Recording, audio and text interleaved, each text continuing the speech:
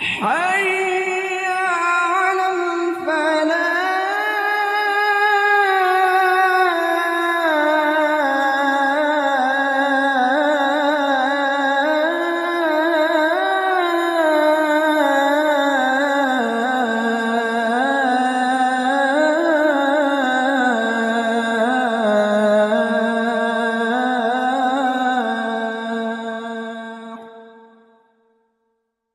الله أكبر.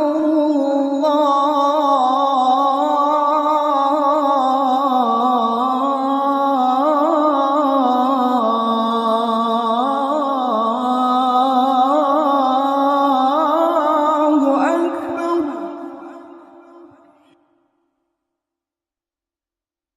لا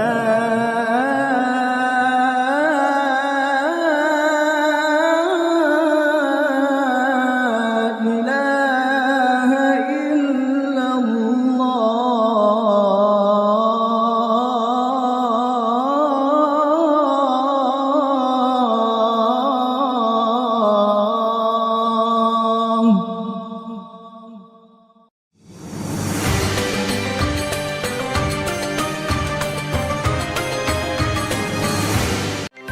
Pemirsa Nusantara TV, bagi Anda yang berada di Langkat, Deli Serdang, Serdang Bedagai, Medan, Binjai, dan Tebing, lakukan scan ulang siaran Nusantara TV di channel 28 UHF. Pastikan Nusantara TV menjadi pilihan utama Anda dan keluarga. Nusantara TV, sahabat kita.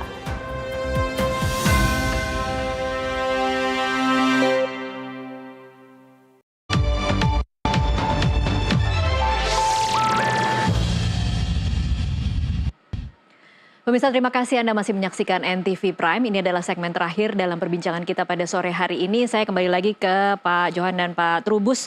Ini kan hingga hari ini, kita sudah berhari-hari meributkan soal pagar laut ini. Tapi hingga hari ini tidak ada satupun lembaga yang mengaku menerbitkan izin untuk pembangunan pagar laut. Artinya bisa dikatakan bahwa pagar laut ini ilegal.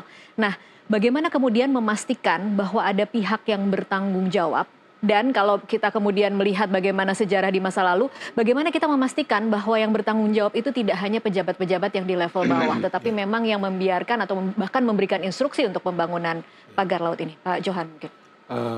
Kalau saya gini, pesan presiden itu, perintah presiden, itu udah jelas. 1 bongkar, 2 usut. Ya. Bongkar, usut.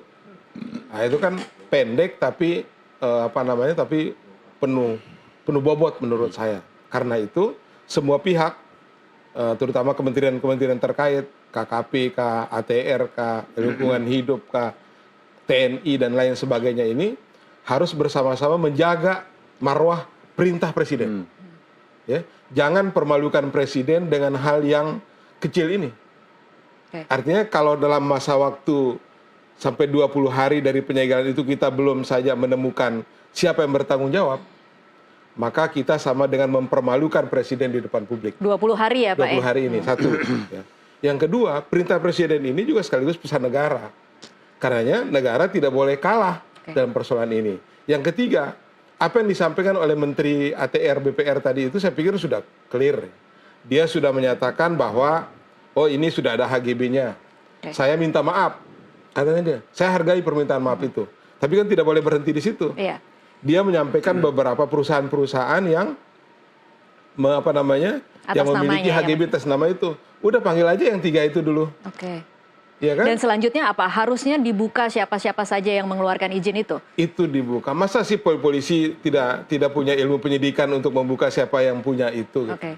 Ya kan? Terang benderang kok gitu. Jangan, pesan saya itu, jangan permalukan presiden, jangan permalukan negara atas persoalan kecil yang namanya pagar laut di Banten. Baik, Pak Trubus, bagaimana memastikan proses pengungkapan penyelidikan ini bisa berlangsung transparan? Karena kemudian bisa saja kita berpikir bahwa ada yang kemudian ingin ditutupi sebagian, dibuka sebagian, yang bertanggung jawab si ini aja, kemudian yang ini tidak perlu bertanggung jawab, atau bahkan seperti kemarin kita menyaksikan ada yang kalau Pak Trubus bilang ego sektoral, nanti ada yang berfungsi sebagai pahlawan, tetapi kemudian yang lain bisa kemudian pura-pura menegakkan bahwa bukan seperti itu caranya begitu.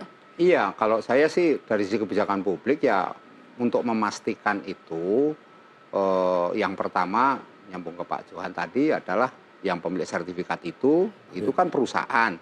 Perusahaan ini induknya kemana? Kan udah otomatis itu mesti dekat dengan yang namanya entah itu PSN, entah itu PEK kan. PEK yang jelas itu PEK kan itu PEK. Nah, karena sudah ada ke sana tinggal diungkap aktor intelektualnya. Nah, intelektual itu kan bisa saja penyandang dananya. Dan kemudian siapa juga yang pejabat-pejabat yang ikut di situ. Nah, dari sini juga bisa diungkap. Sebenarnya sangat mudah sekali, Mak, karena itu tinggal ini kok political will. Harusnya sangat mudah ya. Sangat mudah, political will itu kemauan politik aja, kemauan politik kalau ungkap tolong selesai, Mbak. Pokoknya selesai, Pak.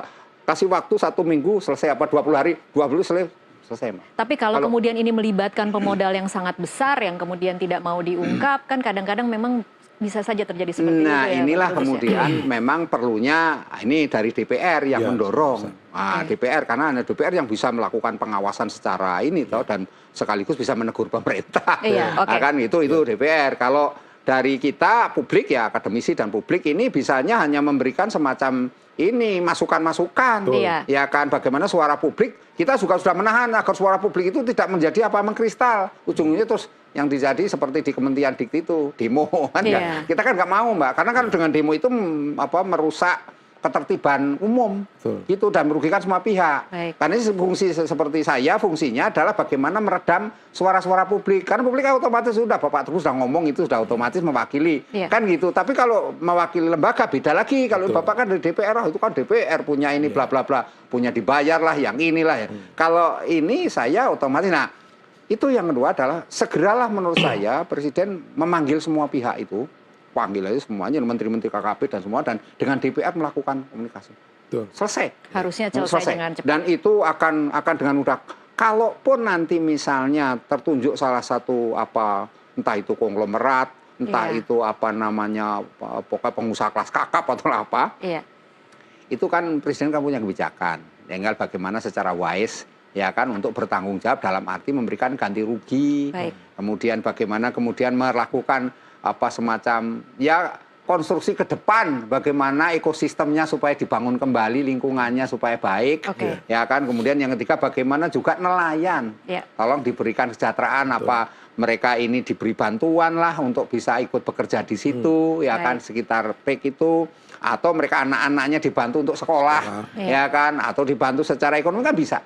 Artinya Presiden tinggal perintahkan itu ya kan selesai. Artinya DPR mengawasi, tekan itu mereka untuk ini. Karena apa? Karena ini kalau tidak selesai dan berlarut-larut dan nanti akan menjadi dendam sejarah, Mbak. Dendam sejarah dan kemudian hari akan berpikir orang akan melakukan seperti itu nekat. Ini bonek gitu, Mbak. Bondo-bondo nekat aja, tanam aja nanti. Urusan nanti, kalau urusan nanti. Nah, itu kan bahaya kalau negara seperti itu. Kita bukan negara hukum lagi nanti, Mbak. Negara kekuasaan. Baik, ini pertanyaan penutup. Termasuk bagian dari upaya media untuk mendorong bahwa ada yang bertanggung jawab, bahwa kemudian tidak berhenti ketika dicabut selesai masalahnya, bukan tidak seperti itu kan. Bagian dari upaya mendorong adalah kira-kira apa dampaknya kalau kemudian pemerintah gagal untuk mengungkap siapa sebenarnya yang bertanggung jawab dalam pembangunan pagar laut ini, Pak Johan? Tentu ini akan berpengaruh kepada kepercayaan masyarakat kepada pemerintah. Kita dari awal ketika Pak Prabowo dilantik kan sudah bersemangat mendengar bagaimana beliau menyampaikan pesannya, menyampaikan pikiran-pikirannya. Bahkan saya berpikir waktu itu, alhamdulillah sudah kembali presiden yang menyatu dengan konstitusi. Yang tujuan utamanya melindungi seluruh rakyat dan tumpah darah Indonesia. Beliau selalu memulai kata-katanya dengan itu. Kenapa ada program makan gratis karena untuk melindungi warganya. Kenapa pagar ini, Pak? Pagar ini juga merupakan salah satu bentuk kita menjaga, memberikan perlindungan kepada rakyat dan seluruh tumpah darah Indonesia. Kalau pemerintah gagal di sini, Pak, udah runtuh kepercayaan publik kembali. Karenanya, mari kita selesaikan ini secara baik dan cepat. Pak Trubus. Iya, kalau dari sisi kebijakan publik, karena ini kebijakan yang sifatnya sudah terwujud, gitu ya, maka penyelesaiannya adalah melalui ini, Mbak, dialog. Jadi dialog musyawarah mufakat untuk merencanakan ke depan seperti apa. Setelah dicabut, setelah ini apa yang harus ditanyakan secara transparan, baik dalam konteks skenario jangka pendek, jangka menengah, jangka panjang. Roadmap-nya juga harus jelas. Yang ketiganya bagaimana kemudian ini apa yang istilahnya meminimalkan free rider, Mbak. Free rider orang yang mencari keuntungan di situ. Itu yang masuk, karena kita Indonesia itu selalu mesti gitu, orang jago-jago cari ini di situ. Itu penting ya. Kemudian yang ketiga ya pihak-pihak yang bertanggung jawab diberi sanksi hukum. Karena kita negara hukum, law enforcement harus ini tegakkan di situ, Mbak. Itu kuncinya. Baik, kita akan sama-sama kawal seperti apa besok Selasa pemanggilan dari perusahaan itu, dan kemudian Rabu bongkar barang. Dan Rabu bongkar. Kita akan lihat seperti apa prosesnya. Terima kasih Pak Trubus, Pak Johan untuk waktunya bersama kami di NTV Prime. Pemirsa tetaplah bersama NTV Prime, kami masih akan kembali usai jeda.